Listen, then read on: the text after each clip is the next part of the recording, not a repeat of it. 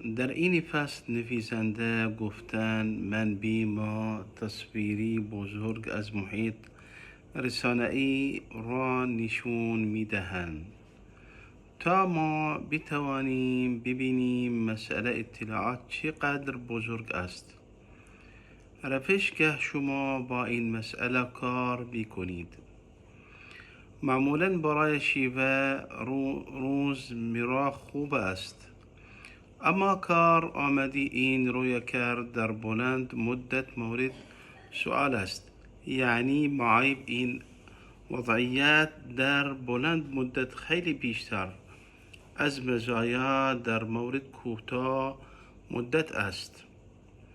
در مورد اطلاعات گفتن مثلا یوتیوب پیش از 1 میلیارد ویدیویی برای تماشا عرضه کرده است و کاربران هر دقیقه روز 300 ساعت ویدیو نو بارگذاری می کنند. استکاه تلویزیونی تجاری در جهان سالانه 48 میلیون ساعت پیام های ویدیویی تولید می کنند و استکاهی رادیو سالانه 65 میلیون ساعت برنامه غیر تکراری می سازند. اما اکنون پیش از 140 میلیون عنوان کتاب داریم و هر روز 115 کتاب جدید در دنیا منتشر میشه و به جهان کستر را داریم که تخمین زده میشه 2 میلیارد و ویب سایت را در خود جای داده است. این آماری های زنده اینترنت 2018 الف واقعا اینقدر بزرگ است که هیچ کسی نمیداند بزرگی اینقدر است. چرا این همه اطلاعات تولید میشه؟ یک علت این است که آدم ها اکنون پیش از هر زمان دیگر درگیر تولید اطلاعات می شوند. پیش از نمی از دانشمندی که از آغاز تاریخ تا اکنون 13 اند. اکنون هنوز زنده اند و اطلاعات تولید می کنند. همچنین شما آدم های در امریکا که خودشان خواننده می دانند در 14 گذشته 2 برابر شده است.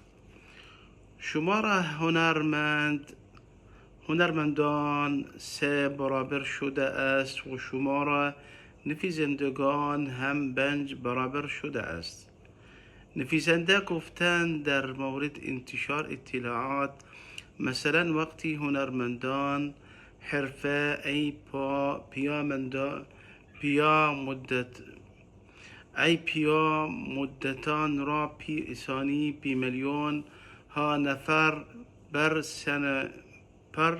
ثانید، یا می توانید فرم های کوچکتر از اطلاعات ایمیل و توییت را تولید و هم جوان کنید. 3 میلیارد کاربر اینترنت در دنیا وجود دارند و آنها هر روز 300 میلیارد ایمیل می فرستند و دریافت می کنند.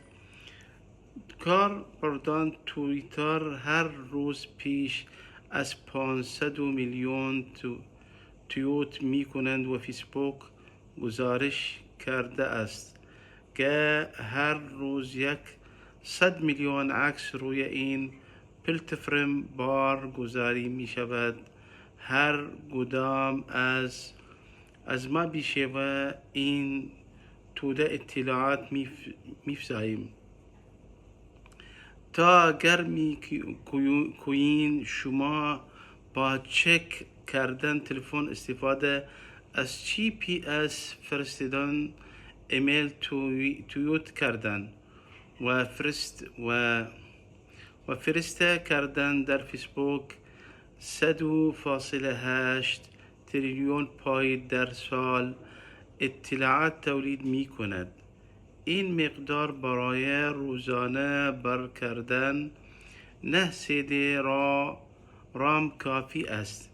دستگاه‌های سازی زنده مدرن در جهان توسعه یافته نشان می‌دهد چرا پیش 9% از همه داده های موجود تنها در 3 سال گذشته افریده شده اند.